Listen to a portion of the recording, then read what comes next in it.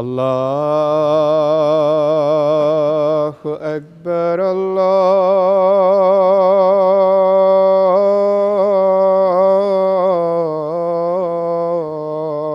الله أكبر الله أكبر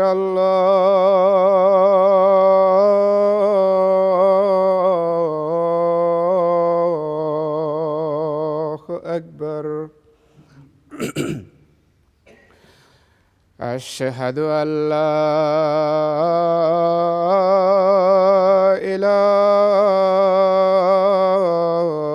إله إلا الله أشهد أن لا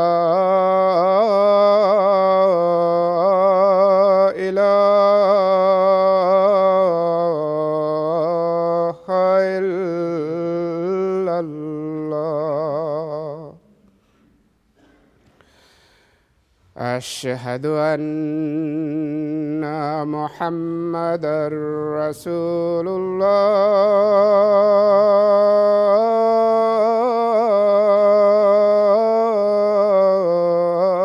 الله أشهد أن محمدًا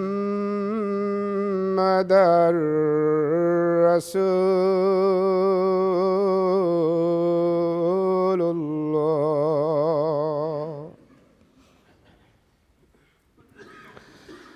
حي على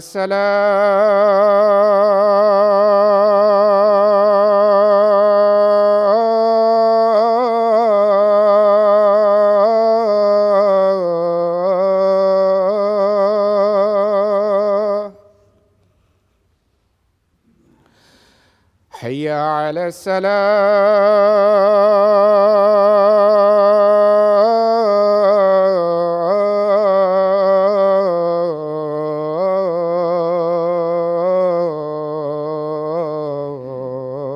الصلاة حي على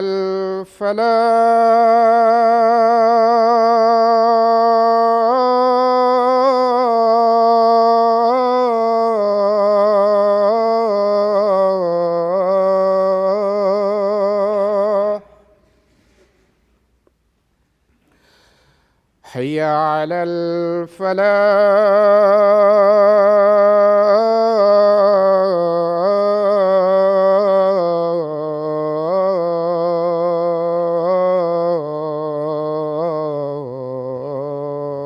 الفلاح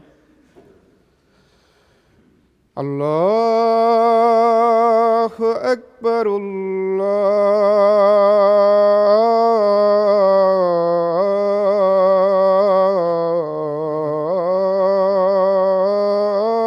الله أكبر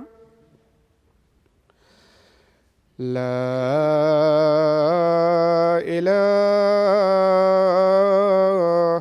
إلا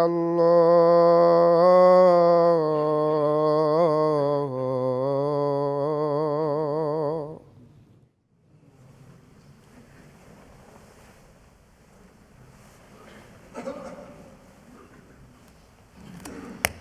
السلام عليكم ورحمة الله.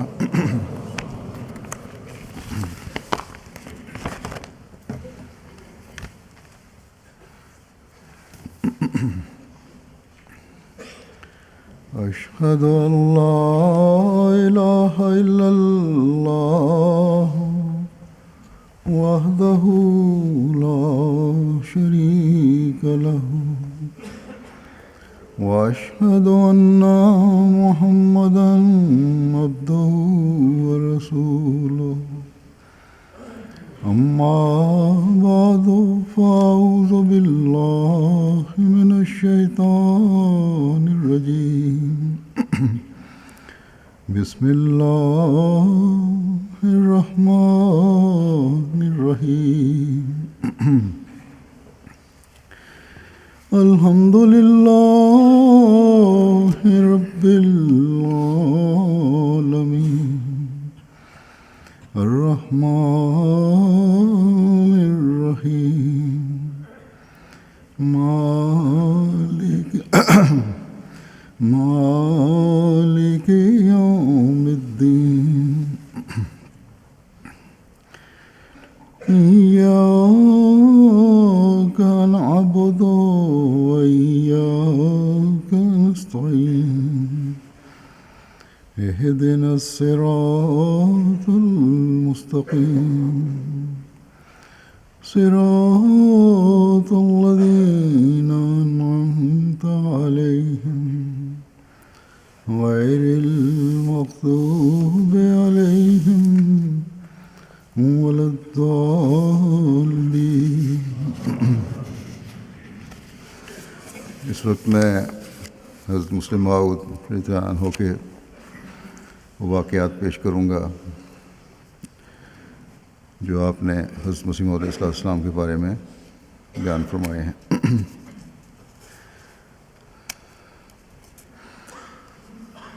حضرت صلی اللہ علیہ وسلم کی عزت اور احترام اور آپ کا معیار اس بارے میں کیا تھا اور رد عمل کس طرح ہوتا تھا، اس بارے میں حضرت مسلم موعود کی جگہ فرماتے ہیں کہ حضرت مسیح موعود علیہ السلام لیک رام کے واقعے کا ذکر کرتے ہوئے کہ ایک دفعہ لاہور یا امرتسر کے اسٹیشن پر تھے کہ پنڈت لیک رام بھی وہاں آیا اور اس نے آپ کو آ کر سلام کیا. چونکہ پنڈت لیک رام آریہ سماج میں بہت بڑی حیثیت رکھتے تھے، اس لیے جو لوگ حضرت مسیح موعود علیہ السلام کے ساتھ تھے وہ بہت خوش ہوئے کہ لیک رام آپ کو سلام کرنے آیا. مگر حضرت مسیح موعود علیہ السلام نے اس کی طرف ذرا بھی توجہ نہ کی، اور جب یہ سمجھ کر کہ شاید آپ نے دیکھا نہیں کہ پنڈت لیک رام صاحب سلام کر رہے ہیں، آپ کو اس طرح توجہ دلائی گئی تو آپ نے بڑے جوش سے فرمایا کہ اسے شرم نہیں آتی کہ میرے آقا کو تو گالیاں دیتا ہے اور مجھے آ کر سلام کرتا ہے. گویا آپ نے اس بات کی ذرا بھی پرواہ نہ کی کہ لیک رام آیا، لیکن عام لوگوں کے نزدیک یہی بہت بڑی کامیابی تھی. کامیابی ہوتی ہے کہ کسی بڑے رئیس یا لیڈر سے ان کو ملنے کا اتفاق ہو جائے. چنانچہ جب کچھ ایسا شخص ان کے پاس آتا ہے، ایسے لوگوں کے پاس، وہ بڑی توجہ سے اسے ملتے ہیں، لیکن اگر کوئی غریب آ جائے تو پرواہ بھی نہیں کرتے.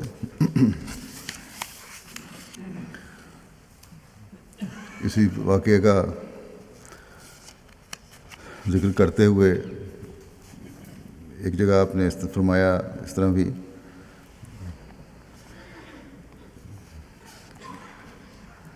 کہ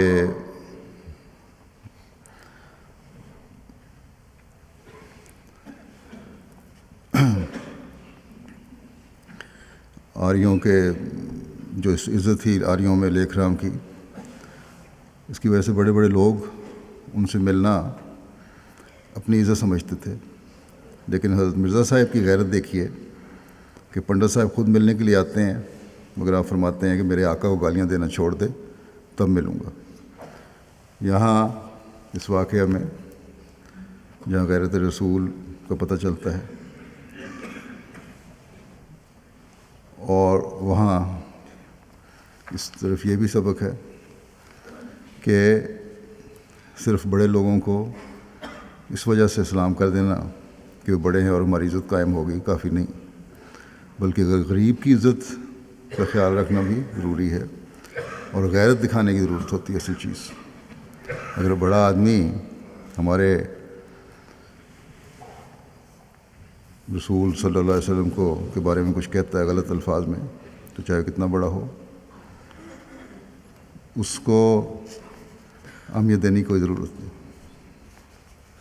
بہرحال مختلف زاویے ہیں اس کے. پھر اسی طرح ایک اور واقعہ کا ذکر کرتے ہوئے فرماتے ہیں کہ حضرت مرزا صاحب کا سلوک اپنی اولاد سے ایسا اعلیٰ درجے کا تھا کہ قطعاً خیال نہیں کیا جا سکتا تھا کہ آپ کبھی ناراض بھی ہو سکتے ہیں. ہم چھوٹے ہوتے تھے، حضرت مسلم کہتے ہیں ہم چھوٹے ہوتے تھے تو سمجھتے تھے کہ حضرت صاحب کبھی غصے ہوتے ہی نہیں. اولاد سے محبت کا معیار اس قدر بلند تھا کہ حضرت مولوی عبد الکریم صاحب رضی اللہ عنہ نے بیان کرتے ہیں، حضرت مسلم سے بیان کیا کہ حضرت مرزا صاحب نے ایک دفعہ کہا کہ میری پسلی میں درد ہے، جہاں ٹکور کی گئی لیکن آرام نہ ہوا. آخر دیکھا گیا تو معلوم ہوا کہ آپ کی جیب میں اینٹ کا ایک روڑا پڑا تھا، جس کی وجہ سے پسلی میں درد ہو گیا. پوچھا گیا کہ حضور یہ کس طرح آپ کی جیب میں پڑ گیا؟ فرمایا محمود نے مجھے یہ اینٹ کا ٹکڑا دیا تھا کہ سنبھال کر رکھنا، میں نے جیب میں ڈال لیا کہ جب مانگے گا نکال دوں گا. مولوی عبد الکریم صاحب کہتے ہیں میں نے کہا کہ مجھے دے دیں، میں اپنے پاس رکھ لیتا ہوں. فرمایا نہیں، میں اپنے پاس ہی رکھوں گا. تو آپ کو اولاد سے ایسی محبت تھی. اور حضرت مسلم موعود کہتے ہیں کہ ہم سب سے بہت پیار اور محبت کرتے تھے، اور خاص طور پر ہمارے سب سے چھوٹے بھائی مرزا مبارک احمد جو تھے ان سے بہت محبت تھی. اور ہم سمجھتے تھے یہ کہ اس سے زیادہ آپ کسی سے محبت نہیں کر سکتے. لیکن یہ محبت حضرت صلی اللہ علیہ وسلم کی محبت پر غالب نہیں آئی. جب اس لاڈلے بچے نے ایک دفعہ بچپن کی ناسمجھی کی وجہ سے منہ سے کوئی ایسی بات نکال دی جو حضرت صلی اللہ علیہ وسلم کی شان کے خلاف تھی، تو اس پر حضرت مسیح موعود علیہ السلام نے بڑے زور سے اسے مارا جسم پہ.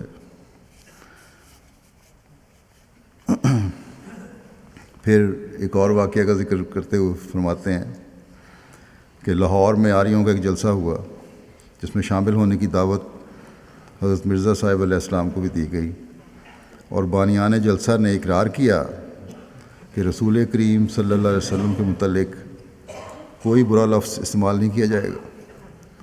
لیکن جلسے میں سخت گالیاں دی گئیں. ہماری جماعت کے کچھ لوگ بھی وہاں گئے تھے، جن میں مولوی نور الدین صاحب بھی تھے، جن کی حضرت مرزا صاحب خاص عزت کیا کرتے تھے. جب آپ نے سنا کہ جلسے میں رسول کریم صلی اللہ علیہ وسلم کو گالیاں دی گئی ہیں تو مولوی صاحب کو کہا کہ وہاں بیٹھا رہنا آپ کی غیرت نے کس طرح گوارا کیا، کیوں نہ آپ اٹھ کر چلے آئے. اس وقت آپ علیہ السلام ایسے جوش میں تھے کہ خیال ہوتا تھا کہ مولوی صاحب سے بالکل ناراض ہو جائیں گے. مولوی صاحب نے کہا حضور غلطی ہو گئی. آپ نے فرمایا یہ کیا غلطی ہے کہ رسول کریم صلی اللہ علیہ وسلم کو گالیاں دی جائیں اور آپ وہاں بیٹھے رہیں. یہ آپ نے یہ بھی فرمایا ہوا ہے کہ حضرت خلیفۃ مسیح اول کے ساتھ میں بھی گیا ہوا تھا اور مجھے بھی بڑی سختی سے ڈانٹا کہ تم وہاں بیٹھے کیوں رہے.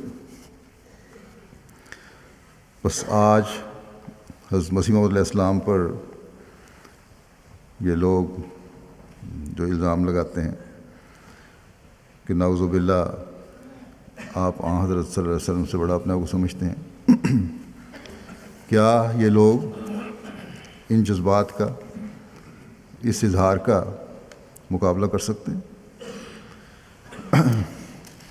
کاش یہ الزام لگوانے والے آپ کے عشق محمد صلی اللہ علیہ وسلم کو دیکھیں. پھر جو عبداللہ آتھم سے ایک مباحثہ ہوا تھا اس کے بارے میں ذکر کرتے ہوئے لکھا ہے، کہتے ہیں کتاب جنگ مقدس جس میں آتھم کے مباحثہ چھپا ہے، یہ حضرت مسیح موعود کا مباحثہ اس وقت ہوا جب کہ آپ نے مسیح موعود ہونے کا اعلان کر دیا تھا، اور مولوی آپ کے کافر ہونے کا اعلان کر چکے تھے اور فتویٰ دے چکے تھے کہ آپ واجب القتل ہیں. وہ امن جو اس زمانے میں آپ بات کر فرما رہے ہیں 1923 کی بات ہے، جو جماعت کو حاصل ہے، جو اب جماعت کو حاصل ہے، اس وقت ایسا بھی نہ تھا، بلکہ اب جیسے ان مقامات پر جہاں تھوڑے احمدی ہیں ان کا جو حال ہے ایسا ساری جماعت کا حال تھا، اور ہر جگہ یہی حالت تھی۔ ایسے موقع پر ایک غیر احمدی کا عیسائی سے مقابلہ ہوتا ہے، کیونکہ وہ مقابلہ غیر احمدیوں کو دیا تھا جنڈیالے کے، اور انہوں نے حضرت مسیح علیہ السلام کو دعوت دی تھی کہ آپ ہماری طرف سے یہ مباحثہ کریں، مقابلہ کریں۔ کہتے ہیں کہ غیر احمدی کا عیسائی سے مقابلہ ہوتا ہے، اس نے حضرت صاحب سے درخواست کی تھی کہ آپ مقابلہ کریں، اس پر آپ جھٹ کھڑے ہو گئے۔ آپ نے اس وقت یہ نہ کہا کہ عیسائی ہمارے ایسے دشمن نہیں ہیں جیسے غیر احمدی ہیں، کیونکہ عیسائیوں نے قتل کا فتویٰ نہیں دیا ہوا تھا، لیکن ان غیر احمدیوں نے، مولویوں نے قتل کا فتویٰ دیا ہوا تھا۔ لیکن جب مطالبہ ہوتا ہے غیر احمدیوں کی طرف سے ہی ہو، حضرت صلی اللہ علیہ وسلم کی عزت قائم کرنے کے لیے، اسلام کی عزت قائم کرنے کے لیے، اللہ تعالیٰ کی وحدانیت قائم کرنے کے لیے، تو پھر آپ مباحثے کے لیے چلے گئے اور پھر قادیان سے باہر گئے۔ یہ آپ کی غیرت ایمانی تھی جس کے لیے آپ نے کچھ بھی پرواہ نہ کی۔ بہرحال یہ ایک لمبا مباحثہ تھا، اور اس میں آپ نے ایک 15 دن کے قریب یہ چلا۔ ایک آپ نے اس آخر میں آپ نے دعا کی اور ایک معیار مقرر کیا اور پیش گوئی فرمائی۔ اس پیش گوئی کے بارے میں آپ فرماتے ہیں حضرت مسیح علیہ السلام ہے کہ آج رات جو مجھ پر کھلا وہ یہ ہے کہ جب میں نے بہت تضرع اور ابتحال سے جناب الہی میں دعا کی کہ تو اس امر میں فیصلہ کر، اور ہم عاجز بندے ہیں، تیرے فیصلے کے سوا کچھ نہیں کر سکتے، تو اس نے یہ نشان بشارت کے طور پر دیا ہے کہ اس بحث میں دونوں فریقوں میں سے جو فریق عمداً جھوٹ کو اختیار کر رہا ہے اور سچے خدا کو چھوڑ رہا ہے، وہ انہی دنوں مباحثہ کے لحاظ سے یعنی فی دن 1 مہینہ لے کر یعنی 15 ماہ تک حاویہ میں گرایا جائے گا، اور اس کو سخت ذلت پہنچے گی بشرطے کہ حق کی طرف رجوع نہ کرے، اور جو شخص سچ پر ہے اور سچے خدا کو مانتا ہے اس کی اس سے عزت ظاہر ہوگی۔ سچے خدا کا تو حضرت مسیح علیہ السلام بھی ماننے والے تھے، عیسائیوں نے تو یسوع کو خدا بنایا ہوا تھا اور اس پر بحث کر رہے تھے۔ بہرحال یہ ایک لمبی بحث ہے، جیسا کہ میں نے کہا، اس کا انجام بھی دنیا نے دیکھا۔ اس بارے میں حضرت مسلم موعود رضی اللہ عنہ نے 1-2 واقعات بیان کیے ہیں، وہ پیش کرتا ہوں۔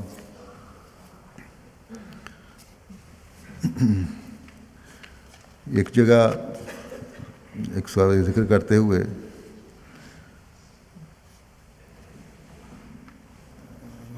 آپ نے خواجہ غلام فرید صاحب چاچڑا شریف کا ذکر کیا ہے کہ ڈپٹی عبداللہ آتم کے متعلق حضرت مسیح موعود علیہ السلام نے جو انظاری پیشگوئی فرمائی تھی، جیسا کہ پہلے ذکر ہو چکا ہے، پڑھ چکا ہوں، جب اس کی میعاد گزر گئی اور آتم نہ مرا، 15 ماہ کی میعاد تھی نا، تو ظاہر بین لوگوں نے شور مچانا شروع کر دیا کہ مرزا صاحب کی پیشگوئی جھوٹی نکلی۔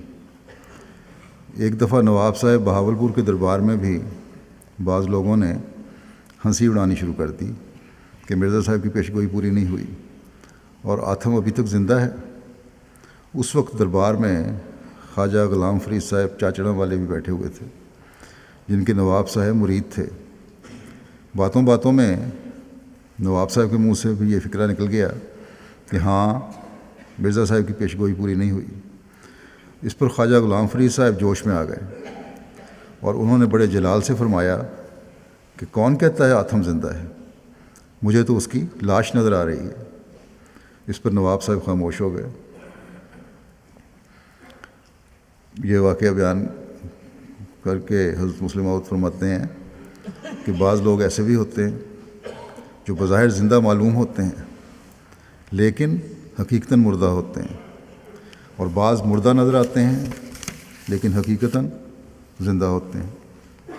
جو لوگ خدا کی راہ میں جان دیتے ہیں وہ در حقیقت زندہ ہوتے ہیں، اور جو لوگ زندہ ہوتے ہیں ان میں سے ہزاروں روحانی نگاہ رکھنے والوں کو مردہ دکھائی دیتے ہیں۔ زندہ لوگ جو ہیں روحانی نگاہ رکھنے والوں کو مردہ دکھائی دیتے ہیں۔ کسی بزرگ کے متعلق لکھا ہے کہ وہ قبرستان میں رہتے تھے۔ ایک دفعہ کسی نے ان سے کہا کہ آپ زندوں کو چھوڑ کر قبرستان میں کیوں آ گئے ہیں؟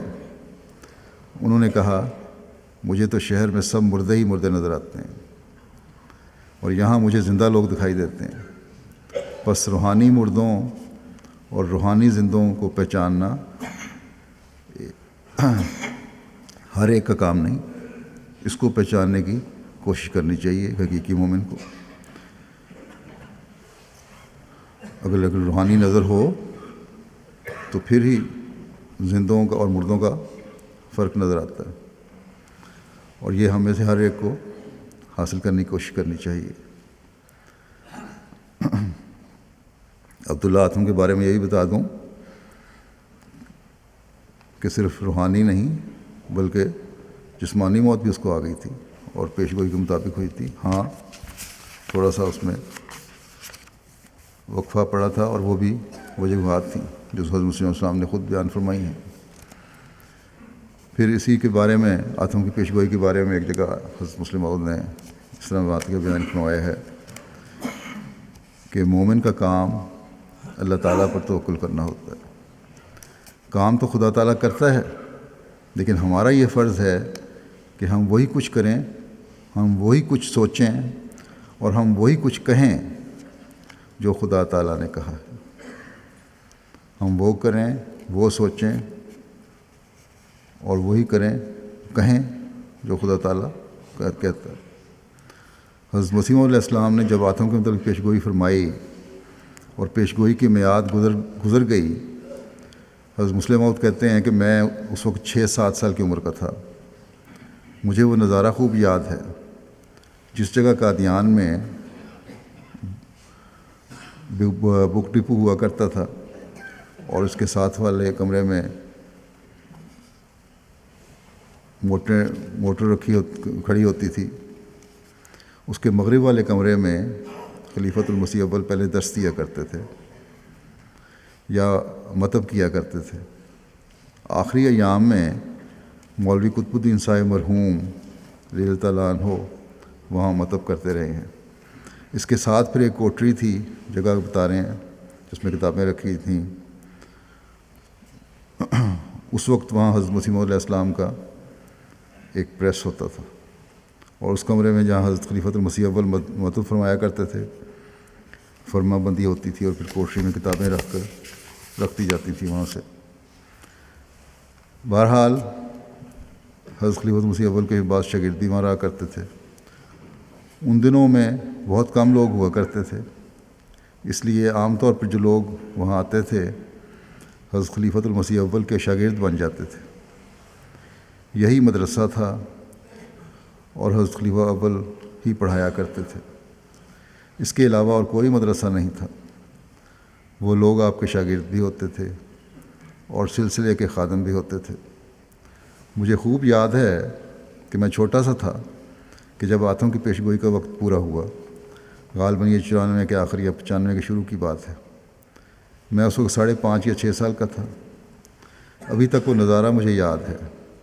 اس وقت تو میں اسے نہیں سمجھتا تھا کیونکہ میری عمر بہت چھوٹی تھی، لیکن اب واقعات سے میں سمجھتا ہوں کہ جس دن آتم کی پیشگوئی پوری ہونے کا آخری دن تھا، یعنی 15 مہینے ختم ہونے تھے، اس دن اتنا قہر مچا ہوا تھا کہ لوگ رو رو کر چیخیں مار رہے تھے اور دعا کرتے تھے کہ خدایا آتم مر جائے۔ یہ عصر کے بعد اور مغرب سے پہلے کی بات ہے۔ پھر نماز کا وقت ہوا۔ حضرت مسیح علیہ السلام نے نماز پڑھائی اور نماز کے بعد آپ مجلس میں بیٹھ گئے۔ گو اس عمر میں باقاعدہ مجلس میں حاضر نہیں ہوتا تھا، لیکن کبھی کبھار مجلس میں بیٹھ جاتا تھا۔ اس دن میں بھی مجلس میں بیٹھ گیا۔ اس دن جو لوگ رو رو کر دعائیں کر رہے تھے، حضرت مسیح علیہ السلام نے ان کے اس فعل پر ناراضگی کا اظہار کیا اور فرمایا کیا خدا تعالیٰ سے بھی بڑھ کر کسی انسان کو اس کے کلام کے لیے غیرت ہو سکتی ہے؟ خدا تعالیٰ نے جب یہ بات کہی ہے کہ ایسا ہوگا تو پھر ہمیں ایمان رکھنا چاہیے کہ ایسا ضرور ہوگا، اور اگر ہم نے خدا تعالیٰ کی بات کو غلط سمجھا ہے تو خدا تعالیٰ اس بات کا پابند نہیں ہو سکتا ہے، اس بات کا پابند نہیں ہو سکتا کہ وہ ہماری غلطی کے مطابق فیصلہ کرے۔ اگر ہم نے غلط سمجھ لیا بات کو تو خدا تعالیٰ تو اس بات کو پابند نہیں کہ فیصلہ اسی طرح کرے جس طرح ہم نے سمجھا۔ ہمارا کام صرف اتنا ہے کہ جب ہم نے ایک شخص کو راست باز مان لیا ہے تو اس کی باتوں پر یقین رکھیں۔ غرض مومن کا کام یہ ہے کہ وہ خدا تعالیٰ پر توکل کرے۔ خدا تعالیٰ کی بات بہرحال پوری ہو کر رہتی ہے، اور جیسا کہ میں نے کہا یہ پیش گوئی پوری ہوئی تھی، بڑی شان سے پوری ہوئی۔ ہاں، وقتی طور پر عبداللہ اتھم کی توبہ کی وجہ سے یہ ٹل گئی، لیکن آخر اس پکڑ میں آ گیا۔ اس بارے میں حضرت مسیح موعود علیہ السلام نے کئی جگہ ذکر فرمایا ہے، ایک دو جگہ کا ذکر میں کر دیتا ہوں۔ آپ نے آتھم کی پیش گوئی کے متعلق ذکر کرتے ہوئے فرمایا کہ ہماری جماعت کو یہ مسائل مستحضر ہونے چاہیے، ہماری جماعت کو یہ مسائل مستحضر ہونے چاہیے، ہمیشہ یاد رکھنے چاہیے کہ آتھم کے رجوع کے متعلق یاد رہے کہ پیش گوئی سنتے ہی اس نے اپنی زبان نکالی اور کانوں پر ہاتھ رکھا اور کانپا اور زرد ہو گیا۔ ایک جماعت کثیر کے سامنے، بہت بڑی جماعت کے سامنے اس کا یہ رجوع دیکھا گیا، پھر اس پر خوف غالب ہوا اور وہ شہر بشہر بھاگتا پھرا۔ اس نے اپنی مخالفت کو چھوڑ دیا اور کبھی اسلام کے مخالف کوئی تحریر شائع نہ کی۔ جب انعامی اشتہار دے کر قسم کے لیے بلایا گیا تو وہ قسم کھانے کو نہ آیا۔ اخفائے شہادت حقہ کی پاداش میں اس پیش گوئی کے موافق جو اس کے حق میں کی گئی تھی وہ ہلاک ہو گیا۔ آخر اس گواہی کو چھپانے کے لیے وہ دیر سے ہلاک ہوا لیکن ہلاک ہو گیا۔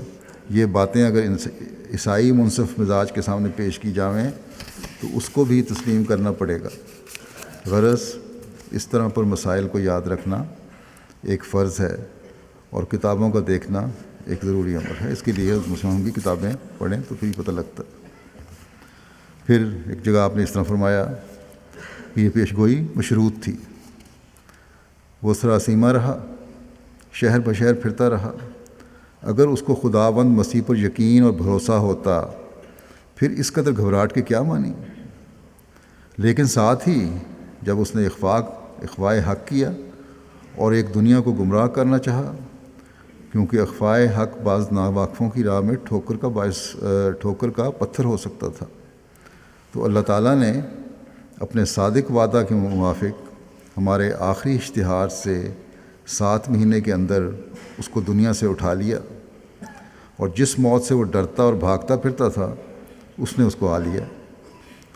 میری سمجھ میں نہیں آتا کہ آتم کے معاملے میں لوگوں کو کیا مشکل پیش آ سکتی ہے۔ اس قدر قوی قرائن موجود ہیں اور پھر انکار۔ قرائن قویہ سے تو عدالتیں مجرموں کو پھانسی دے دیتی ہیں۔ غرض یہ آتم کا ایک بڑا نشان تھا، اور براہین احمدیہ میں اس فتنے کی طرف صاف صاف اور واضح لفظوں میں الہام درج ہو چکا ہے۔ پھر ایک جگہ آپ نے فرمایا ایک موقع پر اس کی ذکر کرتے ہوئے پیش گوئی کے بارے میں کہ وہاں تو یہ لکھا ہوا ہے اس میں کہ بشرطے کے حق کی طرف رجوع نہ کرے، یہ تو نہیں لکھا کہ بشرطے کے مسلمان ہو جاوے۔ اس سے پہلے وہ رسول اللہ صلی اللہ علیہ وسلم کو نعوذ باللہ دجال لکھ چکا تھا، اور یہی وجہ مباحثے کی تھی۔ پھر جب میں نے پیش گوئی سنائی تو اس نے اسی وقت کانوں پر ہاتھ دھرے اور کہا کہ توبہ توبہ، میں تو دجال نہیں کہتا۔ یہ لوگ نہیں سمجھتے کہ صرف عیسائی ہونا یا بت پرست ہونا اس امر کا موجب نہیں ہوتا کہ دنیا میں عذاب آوے۔ عیسائی ہونا یا بت پرست ہونا اس امر کا موجب نہیں ہوتا کہ دنیا میں عذاب آوے، ایسے عذابوں کے لیے تو قیامت کا دن مقرر ہے۔ عذاب ہمیشہ شوخیوں پر آتا ہے۔ اگر ابو جہل وغیرہ شرارتیں نہ کرتے تو عذاب نازل نہ ہوتا۔ نیرا باطل مذہب پر پابند ہونے پر نہ کوئی عذاب آتا ہے، نہ کوئی پیشگوئی کی جاتی ہے۔ ہمیشہ زیادہ شوخیوں پر پیشگوئیاں ہوتی ہیں۔ پھر نے فرمایا کہ انسان کیسے ہی بت پرست یا انسان پرست کیوں نہ ہو، مگر جب تک شرارت نہ کرے عذاب نہیں آتا۔ اگر ان باتوں پر بھی عذاب دنیا میں ہی آ جائے تو پھر قیامت کو کیا ہوگا؟ پھر آپ نے فرمایا کافروں کے لیے اصل زنداں قید خانہ تو قیامت ہی ہے، جہاں فیصلے ہونے ہیں وہ تو قیامت ہی ہے۔ اس پر سوال پیدا ہوتا ہے کہ پھر دنیا میں کیوں عذاب آتا ہے؟ تو اس کا مختصر جواب آپ نے دیا، تو جواب یہی ہے کہ شوخیوں کی وجہ سے آتا ہے۔ دنیا میں جو عذاب آتے ہیں وہ شوخیوں کی وجہ سے آتے ہیں۔ اس بحث کے دوران جو بحث ہوتی رہی تھی، عیسائی مشریوں نے ایک چال چل کر حضرت مسیح موعود علیہ السلام کو اپنے خیال میں نیچا دکھانے کی کوشش کی، اور خیال کیا کہ آپ کی ایک ایسا طریقہ آزمایا جائے جس سے آپ کی لوگوں کے سامنے سبکی ہو۔ لیکن اللہ تعالیٰ نے ان کا شر ان پہ الٹا دیا، اور وہ گھبراہٹ میں تاری ان پہ ہوئی کہ دیکھنے والے دیکھتے ہیں، جو وہ کہتے ہیں کہ ایسی گھبراہٹ دیکھنے والی تھی ان کی۔ اس بارے میں حضرت مسلم موعود نے حضرت خلیفہ مسیح اول کے حوالے سے فرمایا کہ حضرت خلیفہ اول فرمایا کرتے تھے، مسلم موعود کہتے ہیں میں تو بھی بچہ تھا، اس وقت چھوٹا تھا، کہ آتم کے مباحثے میں نے جو نظارہ دیکھا اس سے پہلے تو ہماری عقلیں تنگ ہو گئیں اور پھر ہمارے دماغ آسمانوں پر پہنچ گئے۔ فرماتے تھے کہ جب عیسائی تنگ آ گئے اور انہوں نے دیکھا کہ ہمارا کوئی داؤ نہیں چلا تو چند مسلمانوں کو اپنے ساتھ ملا کر انہوں نے ہنسی کرنے کے لیے شرارت کی کہ کچھ اندھے، کچھ بہرے اور کچھ لولے اور کچھ لنگڑے بلا لیے اور انہیں مباحثے سے پہلے ایک طرف بٹھا دیا۔ جب حضرت مسیح موعود علیہ السلام تشریف لائے تو جھٹ انہوں نے اندھوں، بہروں اور لولوں لنگڑوں کو آپ کے سامنے پیش کر دیے اور کہا کہ باتوں سے جھگڑے طے نہیں ہوتے، بہت بحث ہو چکی ہے اب تو۔ آپ کہتے ہیں کہ میں مسیح ناصری کا مسیل ہوں، اور مسیح ناصری اندھوں کو آنکھیں دیا کرتے تھے، بہروں کو کان بخشا کرتے تھے اور لولوں لنگڑوں کے ہاتھ پاؤں درست کیا کرتے تھے۔ ہم نے آپ کو تکلیف سے بچانے کے لیے اس وقت چند اندھے، بہرے اور لولے لنگڑے اکٹھے کر دیے ہیں۔ اگر آپ فی الواقعہ مسیح مسیح ہیں تو ان کو اچھا کر کے دکھا دیجیے۔ حضرت خلیفہ اول رضی اللہ عنہ فرماتے تھے کہ ہم لوگوں کے دل ان کی اس بات کو سن کر بیٹھ گئے، بڑے پریشان ہوئے، اور گو ہم سمجھتے تھے کہ یہ بات یوں ہی ہے، مگر اس بات سے گھبرا گئے کہ آج ان لوگوں کو ہنسی مذاق اور ٹھٹھے کا موقع مل جائے گا۔ مگر جب میں حضرت مسیح موعود علیہ السلام کے چہرے کو دیکھا تو آپ کے چہرے پر ناپسندیدگی یا گھبراہٹ کے کوئی آثار ہی نہیں تھے۔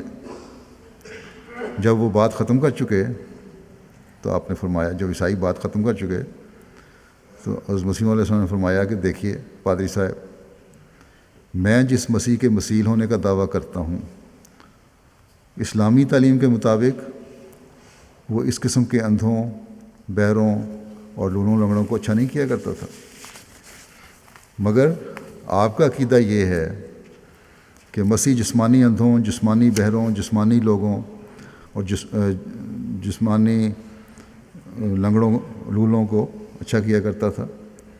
اور آپ کی کتاب میں یہ بھی لکھا ہے کہ اگر تم میں، بائبل میں ہے کہ تم میں ایک ذرہ بھر بھی ایمان ہو اور تم پہاڑوں سے کہو کہ وہ چل پڑیں تو وہ چل پڑیں گے، اور جو معجزے میں دکھاتا ہوں یعنی عیسیٰ مسیح، وہ تم بھی دکھا سکو گے اس کے ماننے والے۔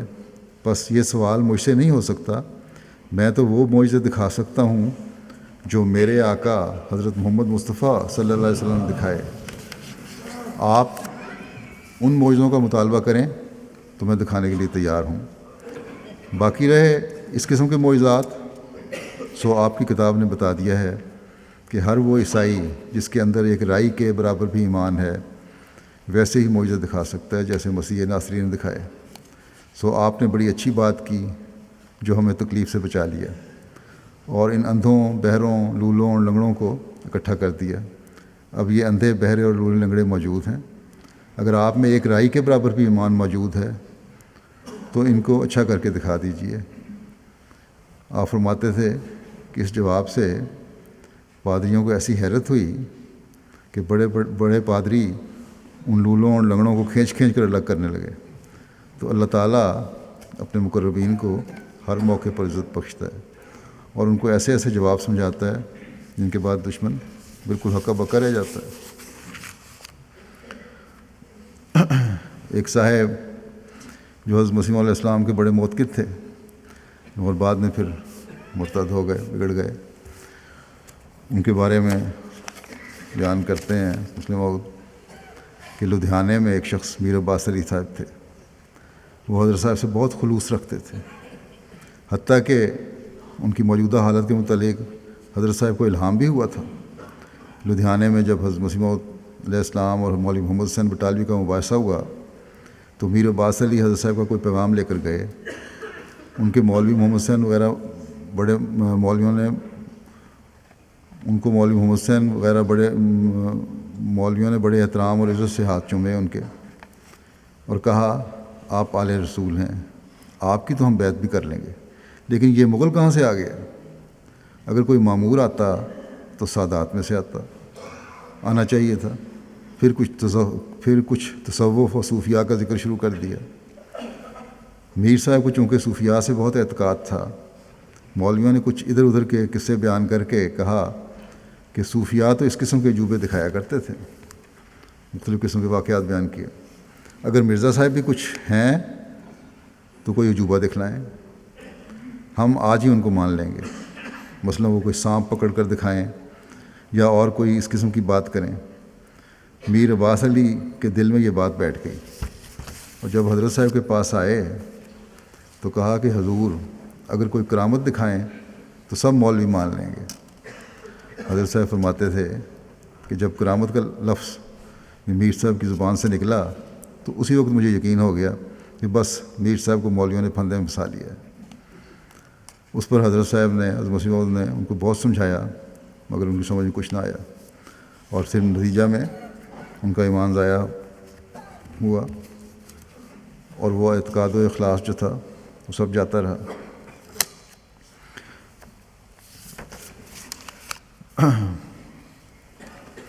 پھر اسی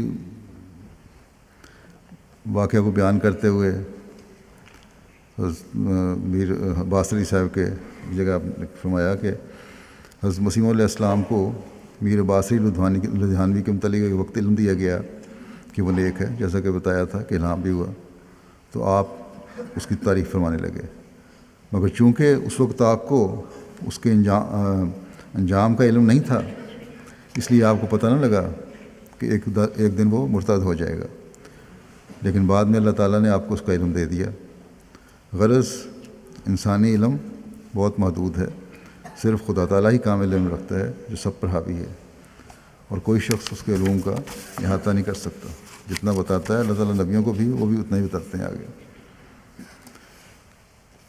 انہی میر صاحب کا ذکر مزید ہے کہ حضرت مسیح موعود علیہ السلام کو جو ان کے متعلق الہام ہوا تھا، جو آپ سے بڑی گہری ارادت رکھتے تھے، اور یہ ایک دفعہ الہام ہوا جس میں ان کی روحانی طاقتوں کی بہت بڑی تعریف کی گئی تھی، مگر بعد میں وہ مرتد ہو گیا۔ حضرت مسیح علیہ السلام پر بعض لوگوں نے اعتراض کیا کہ اس کے متعلق تو الہام الہی میں تعریف آ چکی ہے، پھر یہ کیوں مرتد ہو گیا؟ تو آپ نے فرمایا کہ بے شک الہام میں اس کی تعریف موجود تھی اور اللہ تعالیٰ کا کلام بتا رہا تھا کہ وہ اعلیٰ روحانی طاقتیں رکھتا تھا، لیکن جب اس نے ان طاقتوں سے ناجائز فائدہ اٹھایا اور اس میں کبر اور غرور پیدا ہو گیا تو اللہ تعالیٰ کا غضب اس پر نازل ہو گیا اور وہ مرتد ہو گیا۔ حضرت مسلم موعود فرماتے ہیں کہ سورہ فاتحہ کی دعا بھی ہمیں بتاتی ہے کہ نفاق اور کفر یہ دو چیزیں انسان کے ساتھ ہر وقت لگی ہوئی ہیں، اور یہ دونوں مرضیں منمل گروہ میں شامل ہونے کے بعد انسان پر حملہ آور ہوتی ہیں۔ اس گروہ میں جن پر اللہ تعالیٰ انعام کرتا ہے اس میں شامل ہونے کے بعد حملہ آور ہوتی ہیں، اور اس کی دلیل یہ ہے کہ جو یہودیوں اور عیسائیوں کا ذکر ہے سورہ فاتحہ میں، وہ ان کے انعام کے بعد ان پر یہ حالت طاری ہوئی ہے۔ اگر منہ ملا ہے کہ اپنے اصل مقام کو نہ پہچانے تو پھر یہ تکبر کی وجہ سے مغضوب علیہم میں شامل کر دیتا ہے اللہ تعالیٰ انہیں،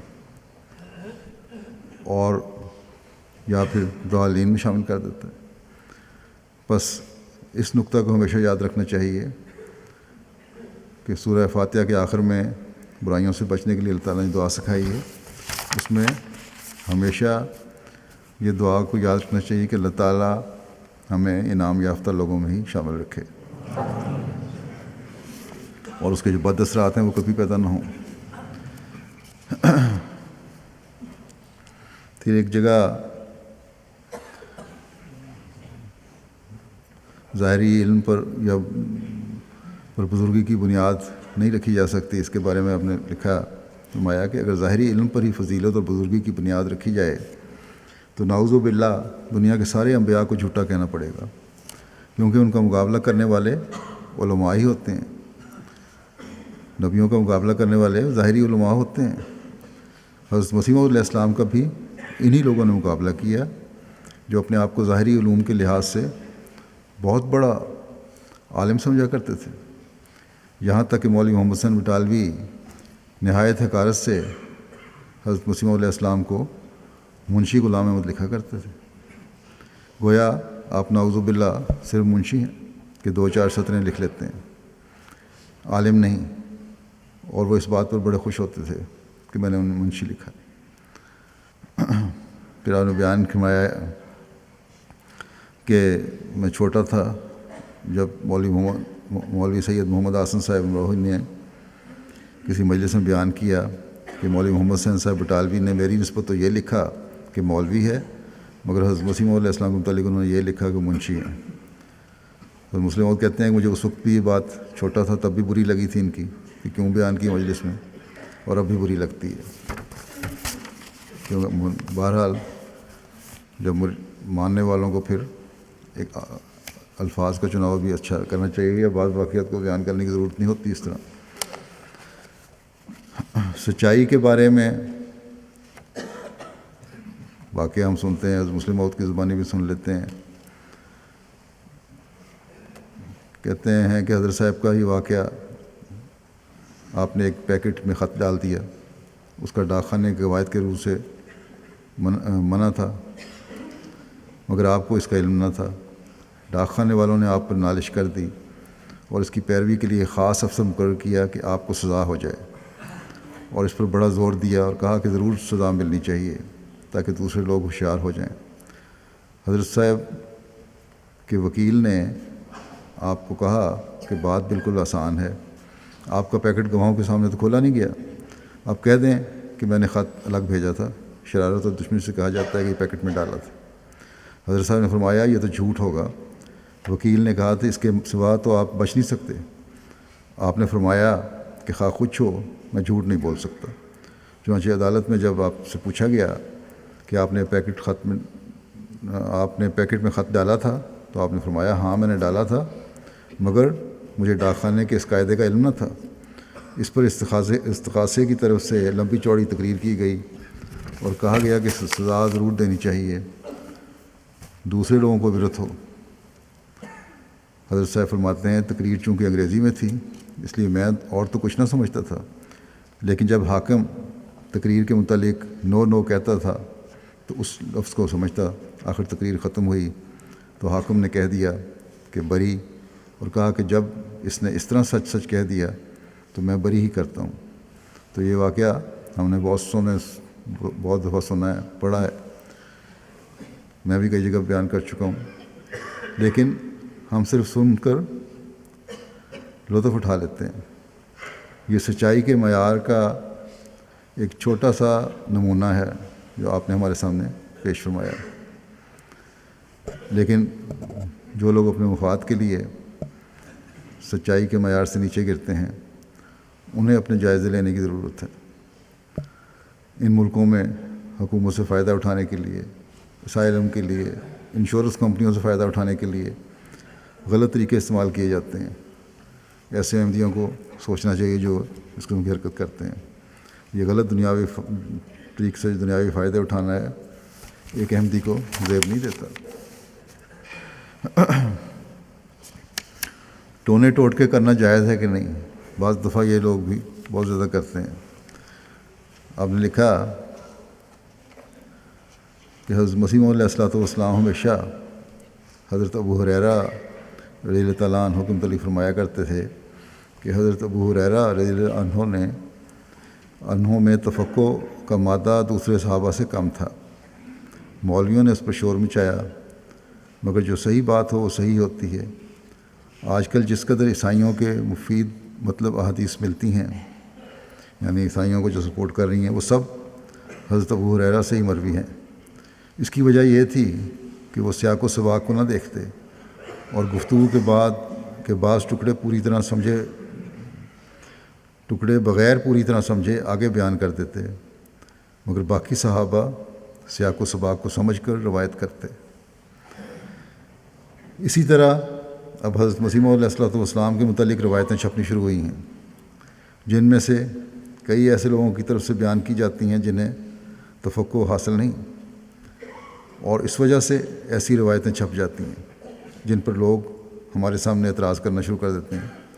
چنانچہ ایک دفعہ یہ روایت چھپ گئی تھی کہ حضرت مسیح موعود علیہ السلام نے جب آتم کی میعاد میں صرف ایک دن باقی رہ گیا تو بعض لوگوں سے کہا کہ وہ اتنے چنوں پر اتنی بار فلاں صورت کا وظیفہ پڑھ کر آپ کے پاس لائیں۔ جب وہ وظیفہ پڑھ کر چنے آپ کے پاس لائے، حضرت مسیح علیہ السلام کے پاس، تو آپ انہیں قادیان سے باہر لے گئے اور ایک غیر آباد کنویں میں پھینک کر جلدی سے منہ پھیر کر واپس لوٹ آئے۔ حضرت مسلم موعود کہتے ہیں کہ جب میرے سامنے اس کے متعلق اعتراض پیش ہوا تو میں نے روایت درج کرنے والوں سے پوچھا کہ یہ روایت آپ نے کیوں درج کر دی؟ یہ تو حضرت مسیح موعود علیہ السلام کی صریح عمل کے خلاف ہے، اور اس کا مطلب یہ ہے کہ حضرت مسیح موعود علیہ السلام بھی نعوذ باللہ ٹونے وغیرہ کیا کرتے تھے، ٹونے ٹوٹ کے۔ اس پر جب تحقیقات کی گئی تو معلوم ہوا کہ کسی شخص نے ایسا خواب دیکھا تھا۔ حضرت مسیح موعود علیہ السلام کے سامنے جب اس خواب کا ذکر ہوا تو آپ نے فرمایا اس سے ظاہری شکل میں ہی پورا کر دو۔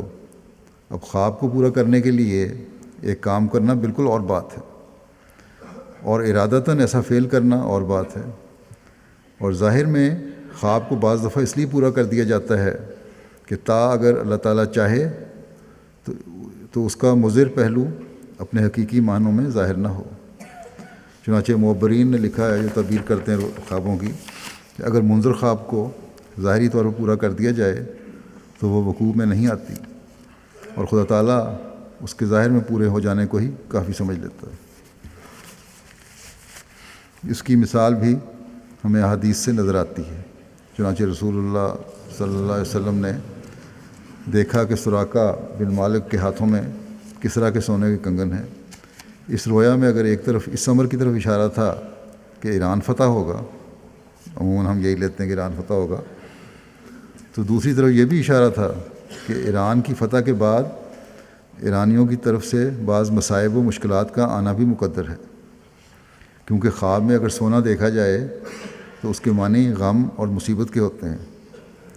حضرت عمر رضی اللہ تعالیٰ عنہ نے رسول کریم صلی اللہ علیہ وسلم کے رویا کے اس مفہوم کو سمجھا اور سراقہ کو بلا کر کہا کہ پہن کڑے، ورنہ میں تجھے کوڑے ماروں گا۔ سونے کے کڑے مردوں کو پہننا منع ہے، ایک صرف حضرت صلی اللہ علیہ وسلم کی بات پوری کرنے کے لیے نہیں، بلکہ اس لیے بھی کہ اگر کوئی مضر پہلو اس میں ہے تو وہ بھی ٹل جائے، اس لیے حضرت عمر نے کڑے پہنوائے۔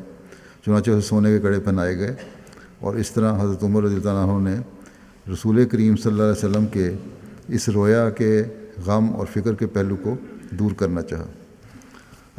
تو بعض باتیں سیاق و سباق کے بغیر جو کی جائیں مسائل پیدا کرتی ہیں۔ ایک دفعہ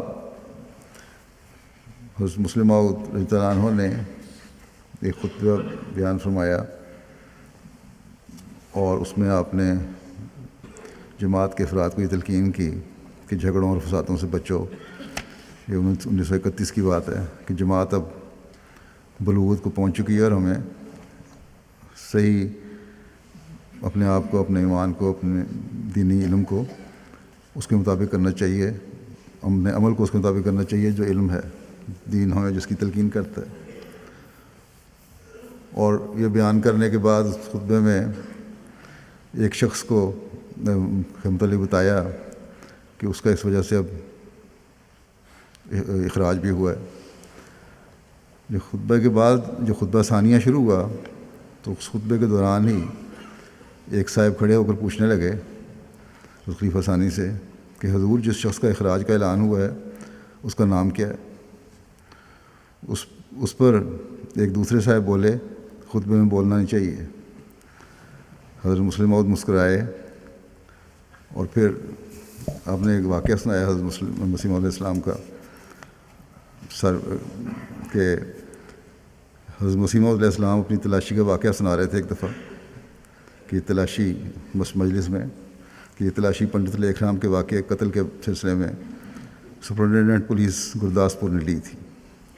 آپ نے فرمایا سپرنٹینڈنٹ پولیس ایک چھوٹے دروازے میں سے گزرنے لگا تو اس کے سر کو سخت چوٹ آئی، ٹکرا گیا دروازے کی چگاٹ سے اور سر چکرا گیا۔ ہم نے اسے دودھ پینے کو کہا لیکن اس نے انکار کیا کہ اس وقت میں تلاشی کے لیے آیا ہوں اور یہ میرے فرض منصبی کے مخالف ہوگا۔ حضرت مسیح موعود علیہ السلام کو جواب دیا اس نے۔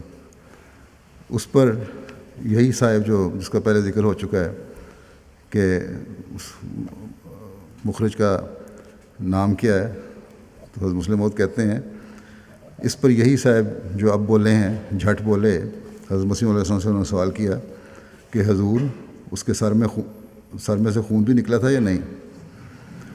حضرت صاحب ہنسے اور فرمایا میں نے اس کی ٹوپی اتار کے نہیں دیکھی تھی۔ تو اس طرح بعض لوگوں کو بولنے کی عادت ہوتی بلا وجہ بعض دفعہ۔ بہرحال خطبے میں بولنا منع ہے، لیکن دوسرے صاحب نے بول کر جو نصیحت کی تھی خطبے میں بولنا منع ہے، ان کا بھی عمل غلط تھا۔ اشارہ کیا جاتا ہے، بعد میں کہا جاتا ہے۔ اس پر حضرت مسلم موعود نے ایک اور لطیفہ سنایا کہ ایک شخص آیا مسجد میں، نماز باجماعت ہو رہی تھی، اس نے اونچا سلام کیا تو نمازیوں میں سے ایک نے وعلیکم السلام اسی طرح اونچا کہہ دیا۔ تو ساتھ جو اس کے کھڑا تھا نمازی دوسرا، اس کو کہنے لگا تمہیں پتہ نہیں نماز میں بولا نہیں کرتے، تم نے جواب کیوں دیا؟ تو بہرحال یاد رکھنا چاہیے کہ خطبہ بھی نماز کا حصہ ہے، اس لیے خطبے میں بولنا ہی منع ہے، سوائے اگر کہیں بولنا ہو، کسی کو روکنا ہو تو امام جو خطبہ دے رہا ہے وہ بول سکتا ہے، نماز میں تو امام بھی نہیں بول سکتا۔ بچوں کو گھروں میں بھی خاص طور پہ اس بات کی ابھی سے تربیت کرنی چاہیے کہ جس طرح نماز میں بولنا منع ہے اس طرح خطبہ بولنا ہی منع ہے۔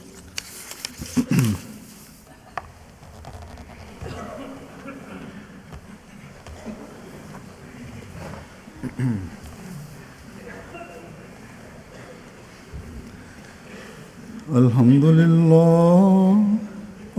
لله نحمده ونستعينه ونستغفره ونؤمن به ونتوكل عليه ونعوذ بالله من شرور أنفسنا ومن سيئات أعمالنا من يهده الله فلا مضل له ومن يضلل فلا هادي له ونشهد أن لا إله إلا الله ونشهد أن محمدا عبده ورسوله.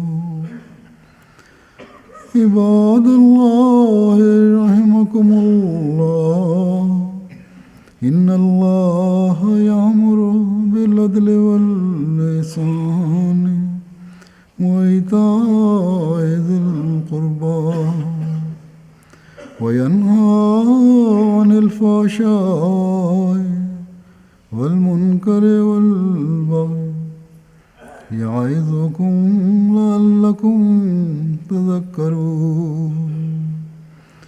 اذكروا الله يذكركم وادعوه يستجب لكم ولذكر الله أكبر.